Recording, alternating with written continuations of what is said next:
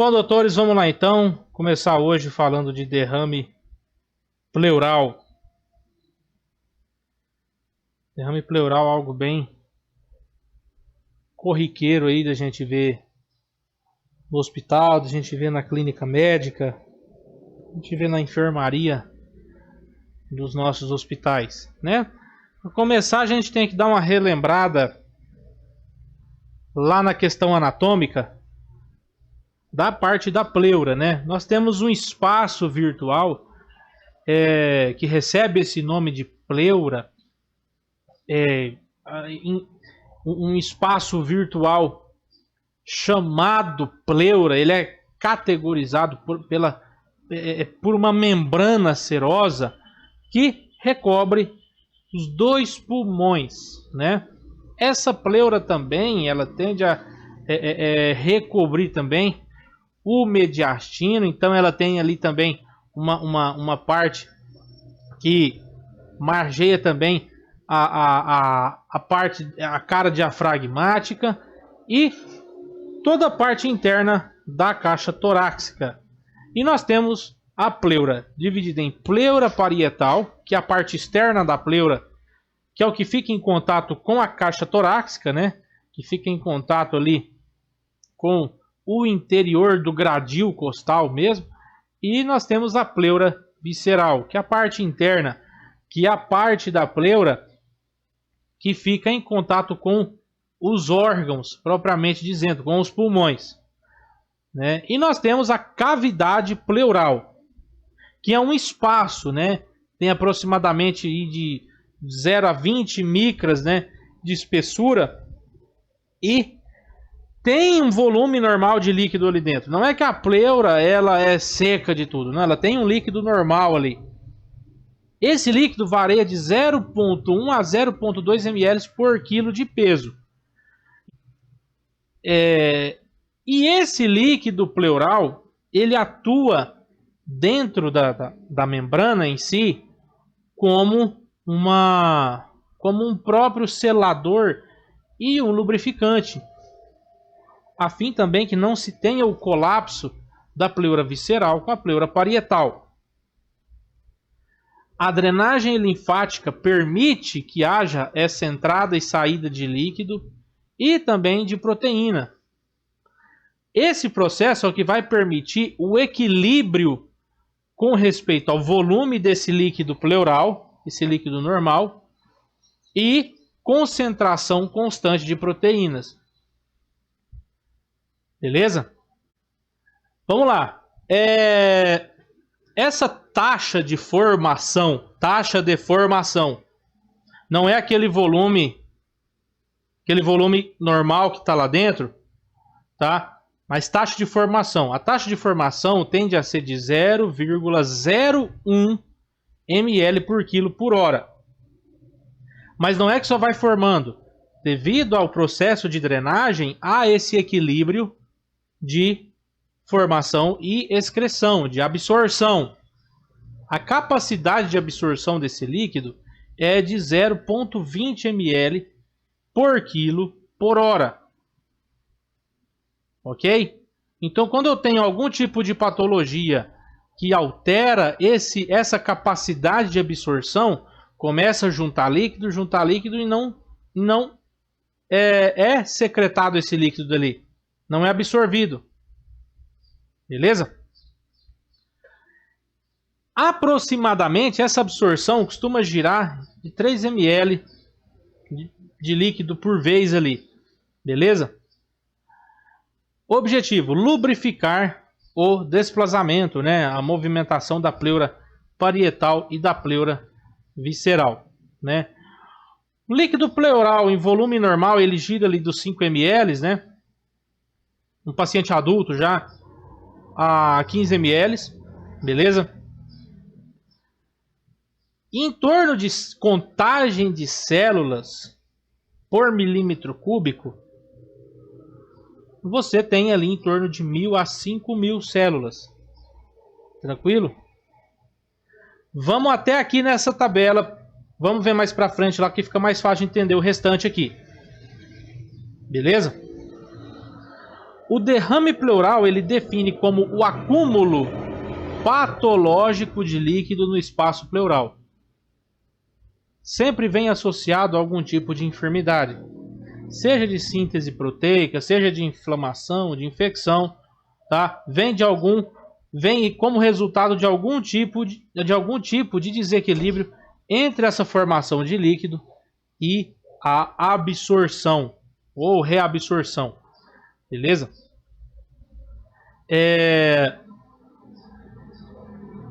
Então nós temos ali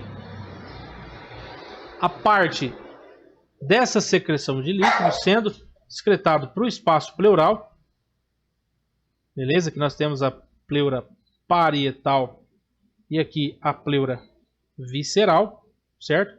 E ocorrendo a efusão de líquido. E aqui nós temos as vias linfáticas que vão fazer essa reabsorção, essa drenagem da via. Alguma patologia pode ocorrer de obstruir essa via linfática, diminuindo assim essa drenagem, aí começa a acumular líquido nesse espaço virtual aqui. Tranquilo?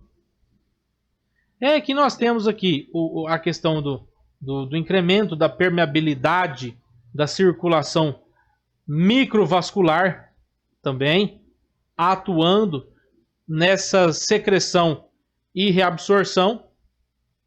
Nós temos, por esse processo, poder falar que é patológico, um aumento da pressão hidrostática na circulação microvascular, certo? E nós temos a diminuição da pressão oncótica na circulação. Então é aquele desequilíbrio igual a gente vê lá na anatomia patológica. Aumenta a pressão hidrostática, diminui a pressão oncótica. Beleza? Então começa a haver essa fuga, né, de líquido de uma forma mais, como que eu posso dizer, mais desenfreada. Beleza? Você começa a ter a diminuição da pressão do espaço pleural. Você tem a diminuição da pressão do espaço pleural, começa a acontecer o quê? A separação dessas superfícies, começa a sobrar mais espaço ali também. Beleza? Você tem ali a drenagem linfática obstruída, uma deterioração da drenagem linfática, e nisso começa a juntar mais líquido. Também, devido a essa deterioração da drenagem linfática, pode ser que haja uma movimentação de líquido acítico do peritônio. Líquido acítico, eu já sei que é daquele paciente que está tendo uma má síntese proteica. Então, acaba que vira um círculo vicioso. Tranquilo? Fisiopatologicamente falando, nós temos o movimento de líquido entre essas capas parietal e visceral, né, determinado pela pressão hidrostática e osmótica ou oncótica dos capilares. E aí entra também a questão da drenagem linfática e o estado da superfície das membranas pleurais. Quando eu tenho uma alteração de algum daqueles fatores, aquele ciclo que a gente viu, eu vou ter acúmulo de algum líquido ali. Vai sobrar líquido. Vai sobrar, vai ser secretado líquido ali, não vai ser drenado. Então pode ser tanto o transudato, né, que é devido a um resultado desse desequilíbrio de pressão hidrostática e pressão oncótica, ou pode ser um acúmulo de exudativo, um líquido exudativo, oriundo de processo inflamatório, né, altera a permeabilidade da própria parede também.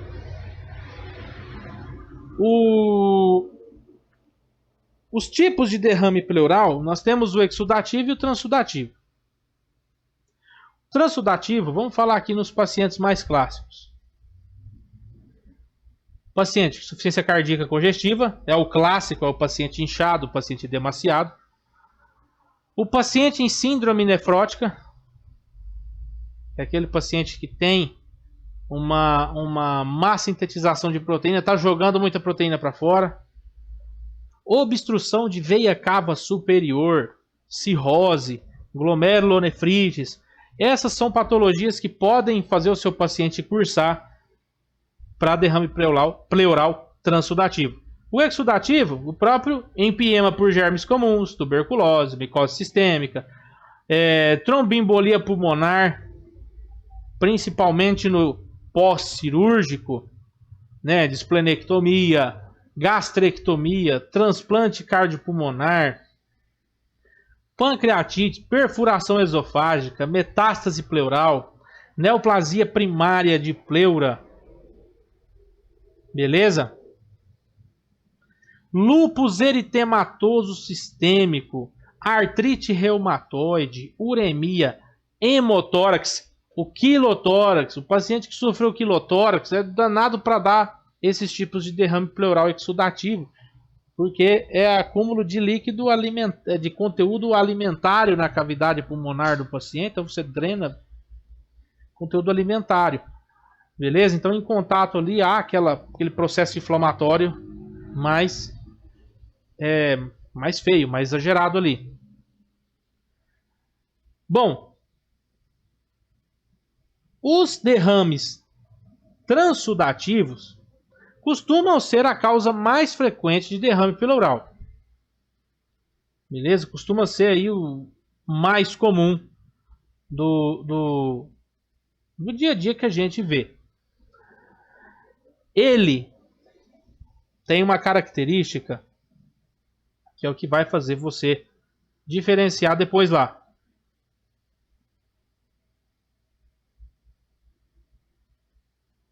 Saiu meu slide aqui. Aí. Bom, a pleura é normal nesse tipo de derrame. É normal. Não tem lesão na pleura nem lesão no pulmão.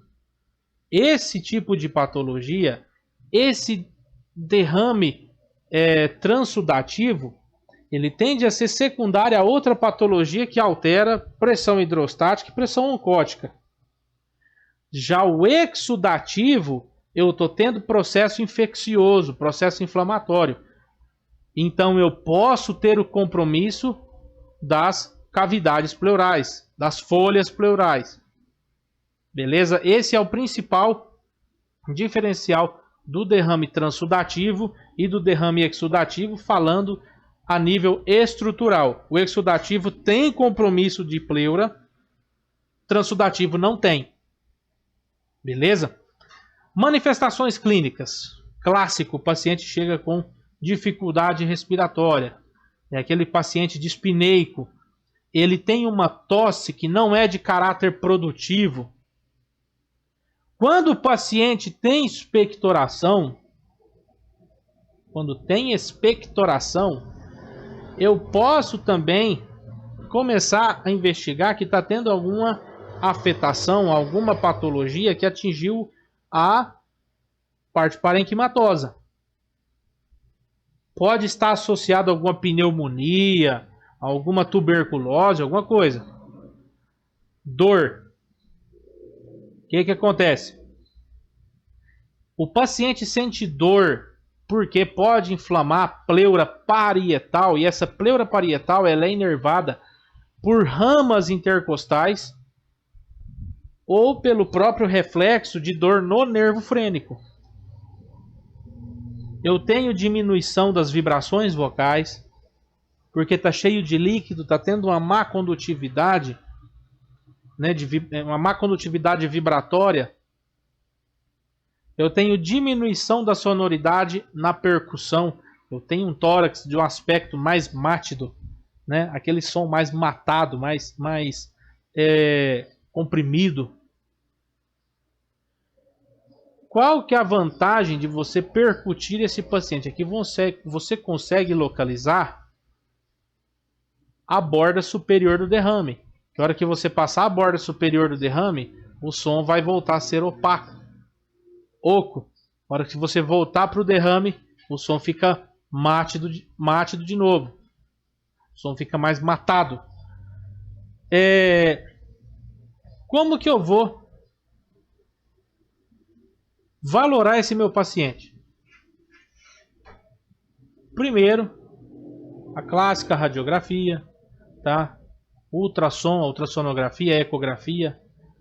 A ressonância magnética às vezes aqui torna-se uma opção também, mas você vai optar primeiro aqui pela parte da radiografia, tá?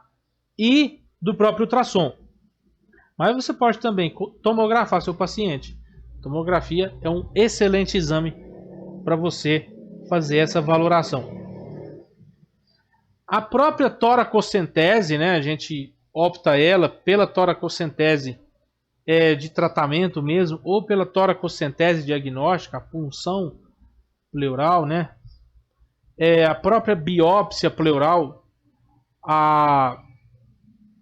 Aqui é um exame que você drenou esse tórax, você drenou essa pleura, solicita-se disponível enzimo imunoanálise, beleza? E por último a videotoracoscopia, que isso aqui já é mais avançado um pouco, né? Exame físico, padrão normal, padrão semiológico, a gente é acostumado, inspeção, né? Na inspeção torna-se normal ali, menos de 300 ml, quando o paciente tem uma diminuição da mobilidade torácica no lado que foi afetado, parece ser um tórax paradoxal, movimenta um lado só do tórax, pode ter o abombamento do tórax afetado. Você olha assim, paciente deitado, parece estar com o tórax mais grosso de um lado, beleza? A palpação eu vou checar ali as vibrações vocais, né? E eu vou ter uma diminuição ou uma abolição dela mesmo no lado que foi afetado. A própria percussão, que a gente já citou ali atrás, percussão eu consigo identificar até a borda superior desse derrame pleural, onde tem líquido, onde não tem. E a auscultação. A auscultação, eu vou ver alteração no murmúrio vesicular.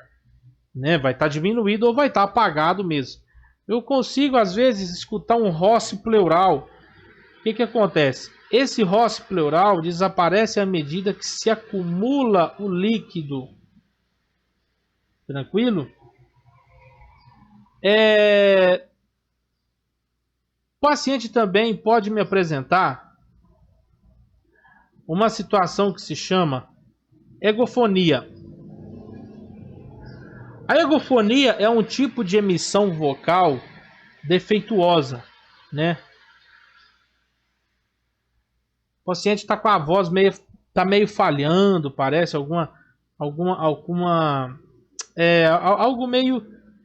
algo meio parecido, tá? E broncofonia, né?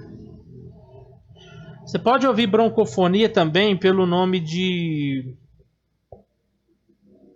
bronquiloquia, tá?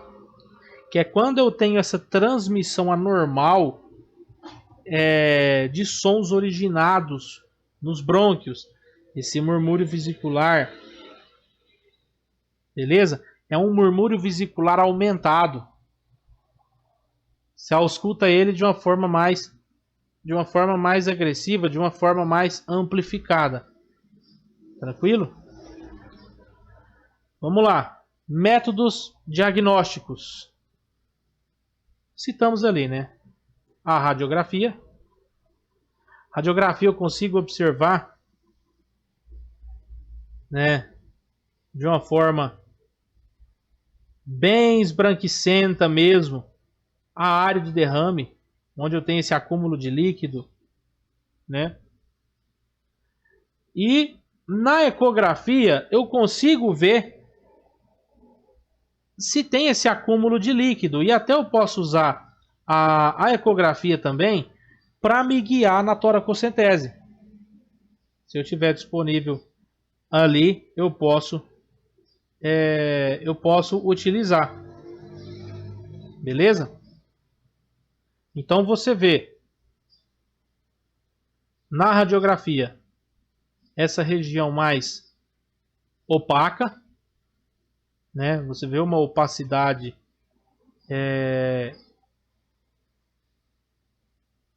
Você observa bem definido onde está o líquido acumulado. Tranquilo, gente?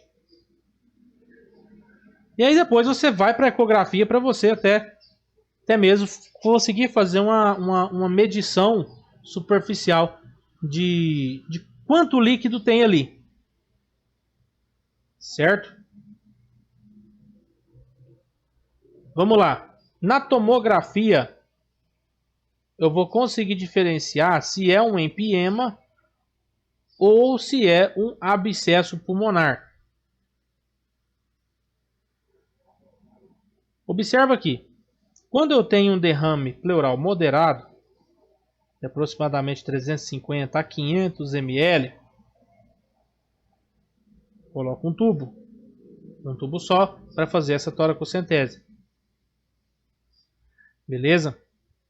Se esse derrame pleural for massivo, tiver muito grande, eu posso usar até 2 tubos, porque é uma drenagem aqui de mais de 1.500 ml. Beleza? Sim.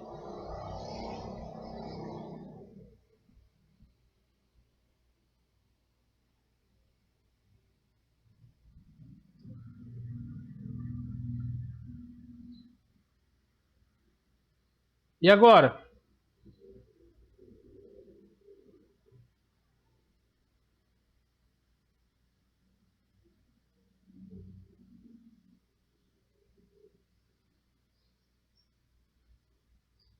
Ah, o material não está abrindo? Aí eu vou mandar de novo lá. Vou carregar ele de novo. Estranho, ué. Vamos lá. Sinais radiológicos, né? Eu tenho o borramento dos seios costodiafragmáticos, certo? Consigo observar um negócio que chama sinal do menisco. Tá bom? Tipo essas ampulhetas meio arredondadas também. E o desplazamento mediastínico. Certo? Desplazamento do mediastino do coração da traqueia, se for massivo.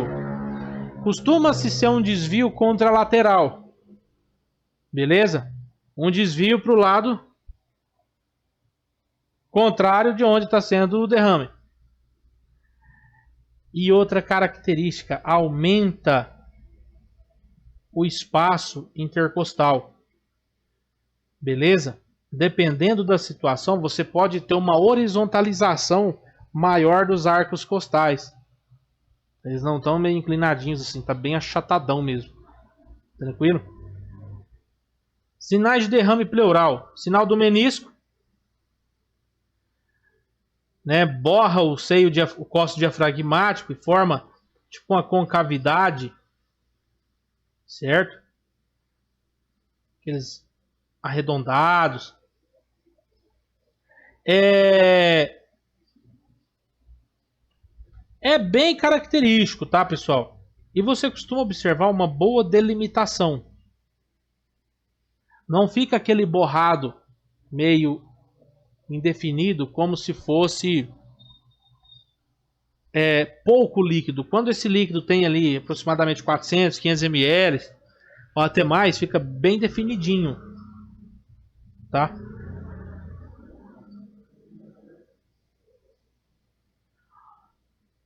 Olha o sinal do menisco aqui já bem mesmo marcado, ó. Bem definido. Beleza?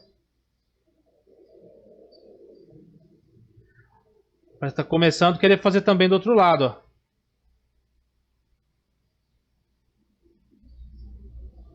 Começando a clarear aqui também. Aparentemente vem secundariamente a um processo, pode ser infeccioso. Observa aqui, parece, ó, as pequenas áreas de cavitação, né? umas fibrosezinhas. Beleza? Você observa bem arredondado, ó, bem delimitado.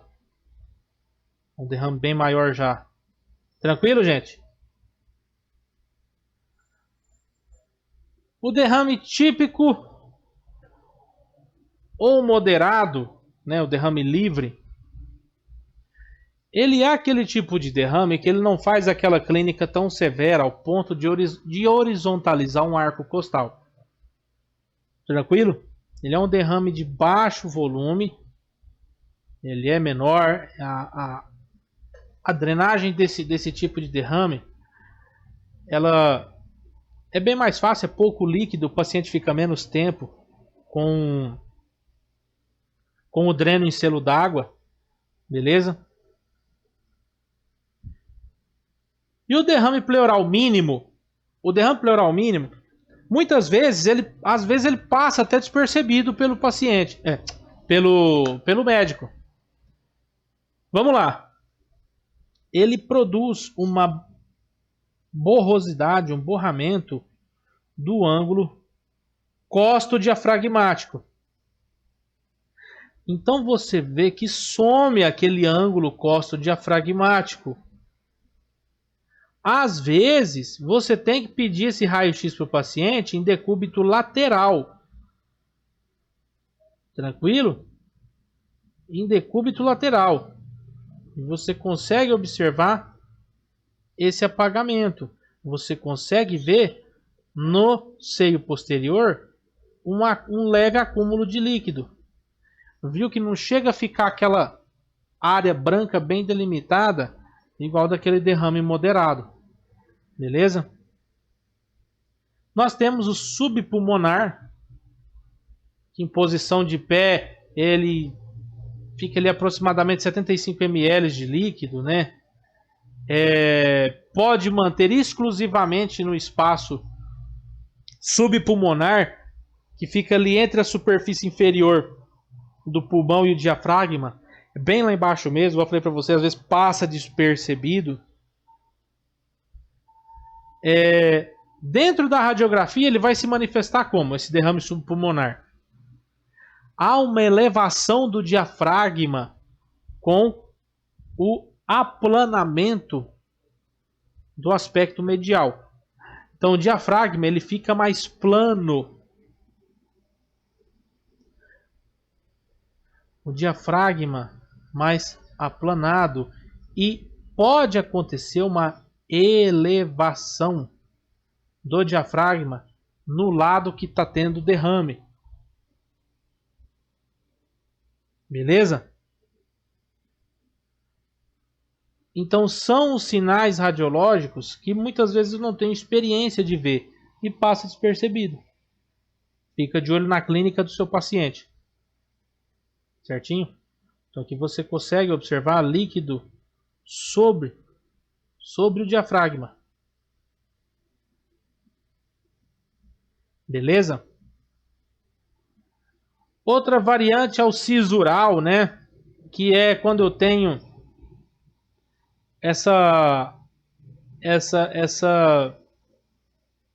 esse acúmulo de líquido, né? Especificamente nos pacientes com insuficiência cardíaca, e esse líquido ele se acumula nas cisuras, e muitas vezes esse paciente é radiografado, isso costuma assimilar uma imagem sugestiva, às vezes parece até um tumor. Beleza? Você corrige a congestão pulmonar desse paciente, você corrige esse quadro, isso daí some. Derrame intercisural. Na placa frontal, acumulação de líquido aparece como uma sombra redondeada, confundível com o tumor. E na lateral, ela é bem clara porque ela une os extremos do pulmão. Beleza? Ela une. Olha lá, você bate o olho aqui e você fala que o paciente tem um tumor dentro do pulmão. Quando você radiografa o paciente de perfil, de lateral, você já consegue ver que pega quase de uma ponta na outra do pulmão. Você observa, um paciente que provavelmente já fez uma cirurgia cardíaca, que ele tem amarrações mediastínicas. Ele tem amarrações no externo. Beleza? Bem claro aqui pra gente ver agora. Tá? Confunde. Você vê um pulmão bem congestionado. Todo infiltrado. O derrame massivo, o próprio nome já fala massivo, aquele derrame que eu tenho aproximadamente 1.000, 1.500 ou mais, né, ml de líquido dentro dessa cavidade, ou pacifica a maior parte, ou o total hemitórax, vai depender de quanto sobrar de pulmão livre aqui em cima, né? Ele respeita os vértices. Há um desvio contralateral do mediastino também. Ok? Tá comprimido, tá empurrando tudo para o outro lado, né? Observa que esse outro pulmão aqui parece que não vai muito longe também não. Beleza? É o clássico pulmão branco no raio-x. Você faz a radiografia e simplesmente você não enxerga quase um dos pulmões do paciente. Ó. Outro paciente operado também. Ó. O paciente tem amarração external. Beleza? Botão aórtico bem sinalizado aqui em cima. Você observa um pulmão também, outro pulmão do paciente bem congestionado. Tá? Paciente bem crítico.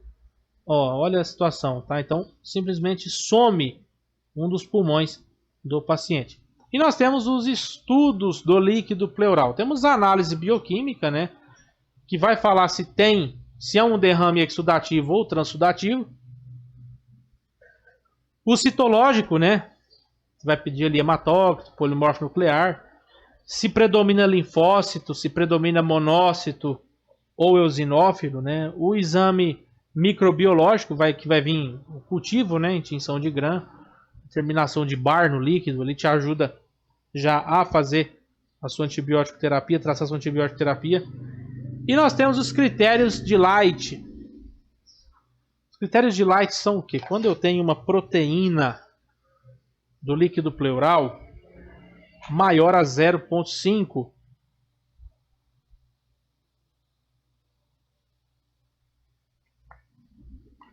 LDH do líquido pleural, né? O LDH sérico está maior que 6. Maior que 6, ou eu faço assim, o LDH do líquido pleural maior a 2/3 do limite superior normal para o soro. Beleza? Dentre os marcadores bioquímicos, nós temos proteínas, né? Que vai falar se é exudativo ou transudativo. Desidrogenase láctica. Geralmente eu tenho esse fator de desidrogenase láctica muito alto quando eu tenho derrame parapneumônico complicado, né? Pleuresia reumática, essas patologias que envolvem essa clínica mais complexa. A própria glicose. A concentração de glicose no líquido pleural ela é similar à do plasma, né? Quando eu observo essa glicose diminuída, eu vejo que esse paciente assimila esse derrame pleural a uma artrite reumatoide, a um empiema, a um derrame maligno, beleza? Pleuresia tuberculosa, pleurite lúpica, ou se o paciente me apresenta uma ruptura do esôfago, também pode vir com essa glicose diminuída, né? Geralmente nos derrames parapneumônicos complicados, o valor de glicopleura costuma ser menor a 40. Beleza? Quando eu tenho esse indicador menor a 40, costuma já ser um indicativo de drenagem. Eu preciso drenar essa pleura do meu paciente. O próprio pH, né, a acidose do líquido pleural, um pH menor a 7,3, quando eu tenho ali ruptura esofágica, empiema, paralisia reumática, né? Geralmente quando tem outras enfermidades desse tipo também, o pH está mais baixo ainda, entre 7 e 7,29. Principalmente nas pleuresias malignas, tuberculosas ou lúpicas. Beleza? No caso de derrame parapneumônico com pH menor a 7, eu tenho uma indicação de drenagem e esse paciente vai ficar com o tubo de toracostomia. Tem que drenar isso daí, esse pH está muito ácido. Amilasa, né?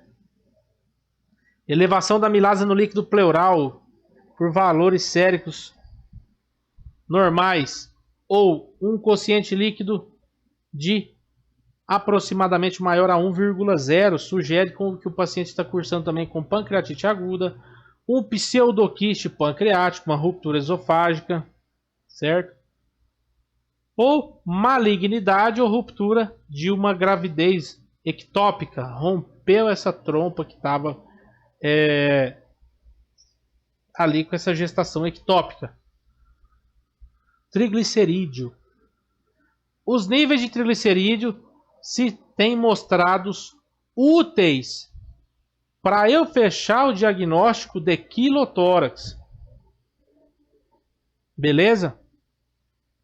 Quando eu posso ter, igual eu falei para vocês, resquício alimentário.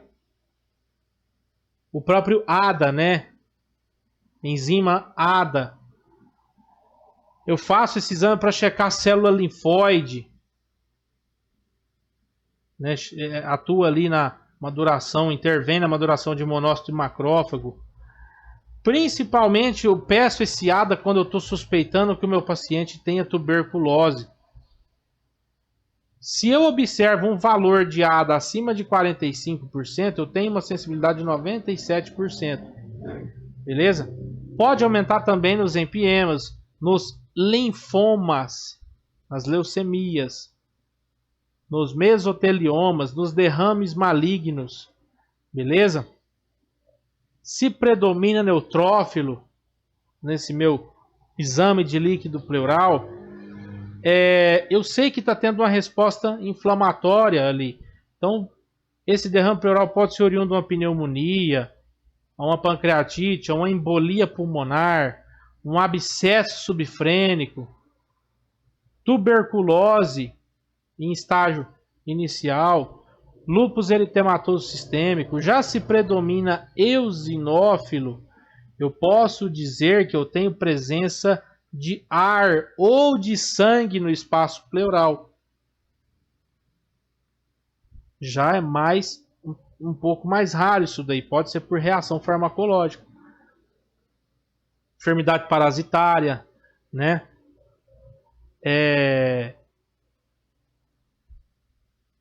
Não vamos entrar nessa síndrome agora, mas só para citar. Eu consigo observar a eosinofilia nesse exame de líquido pleural quando o paciente cursa com a síndrome de Churg-Strauss ou quando o paciente tem enfermidade de Hodgkin. Eu tenho predomínio de eosinófilo no líquido pleural.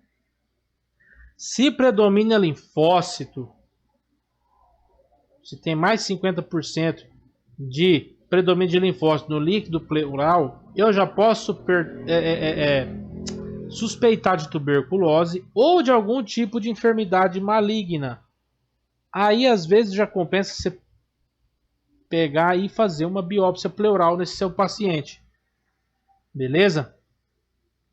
Porque também pode predominar linfócito no linfoma, na pleurite de caráter reumatoide e na sarcoidose. Tranquilo? Outras provas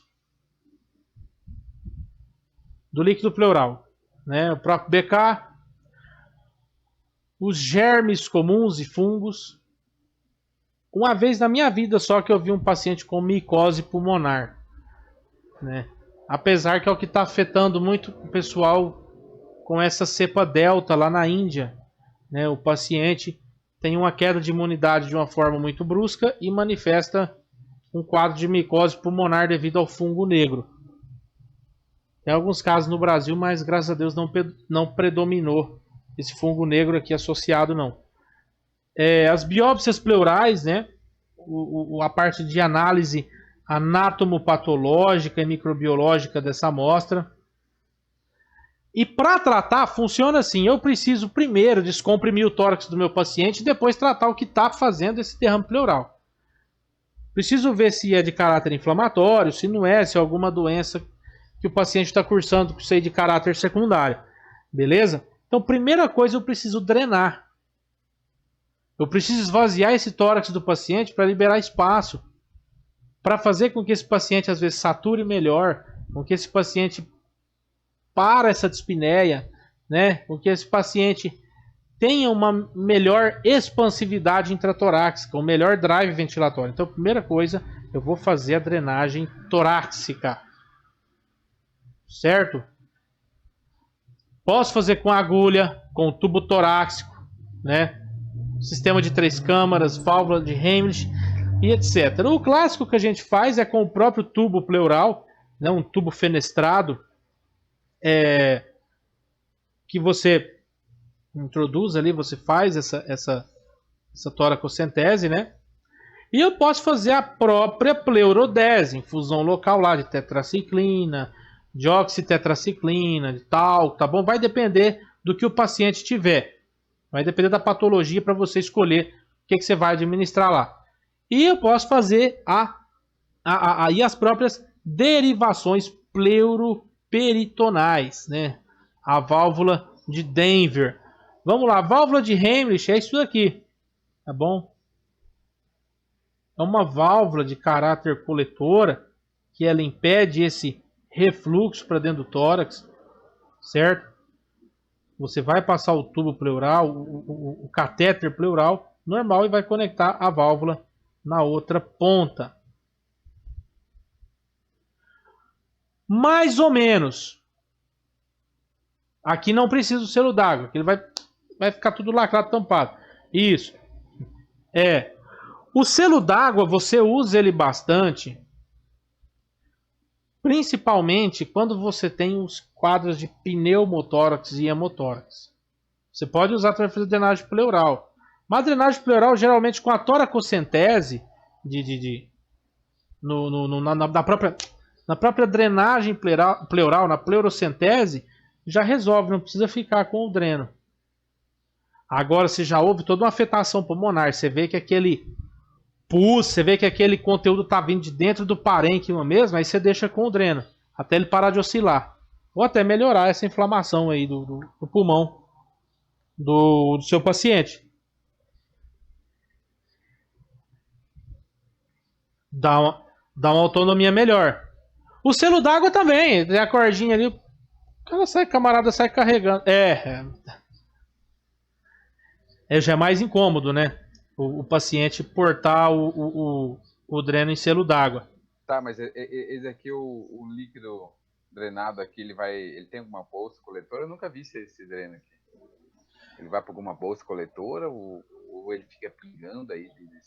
Para onde que vai essa? Cara, a hora que você abre essa válvula, você libera ela, você já esvazia. Eu vou ver se eu acho um vídeo aqui para carregar lá na plataforma. Beleza. Dessa válvula. A pleurodese química. Em quem que eu vou fazer essa pleurodese? Quando o paciente tem aquele derrame pleural maligno ou sintomático. Quando o paciente, eu drenei o paciente piorou depois da toracocentese.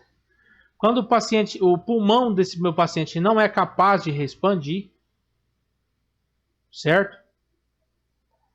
Quando o paciente tem um estado geral aceitável, aquele paciente que está muito, né? Eu não vou fazer.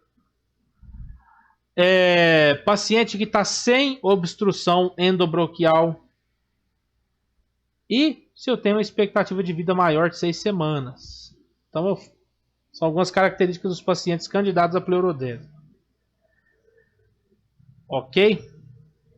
Contraindicações da pleurodese: embaraço, lactância, desordem hemorrágica não controlada ou mesotelioma.